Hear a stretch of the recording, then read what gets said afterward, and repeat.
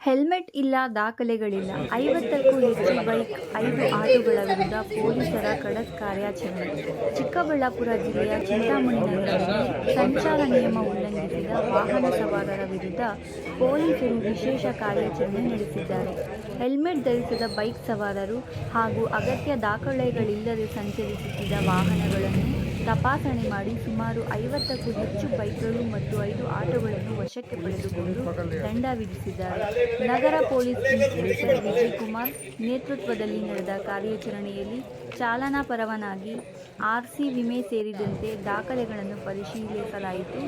ದಾಖಲೆಗಳಿಲ್ಲದ ಹಾಗೂ number plate ಇಲ್ಲದ ವಾಹನಗಳ ವಿರುದ್ಧ ಕ್ರಮ ಕೈಗೊಂಡು ಸವಾರರಿಗೆ ಕಟ್ಟುನಿಟ್ಟಿನ ಎಚ್ಚರಿಕೆ ನೀಡಲಾಯಿತು.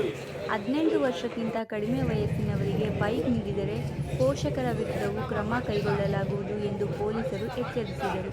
ಜೊತೆಗೆ ಆಟೋ ಚಾಲಕರು ಸಮವಸ್ತ್ರ ಧರಿಸಿ ಅಗತ್ಯ ದಾಖಲೆಗಳನ್ನು ಕಡ್ಡಾಯವಾಗಿ ಇಟ್ಟುಕೊಳ್ಳಬೇಕು ಎಂದು ಸೂಚಿಸಿದರು.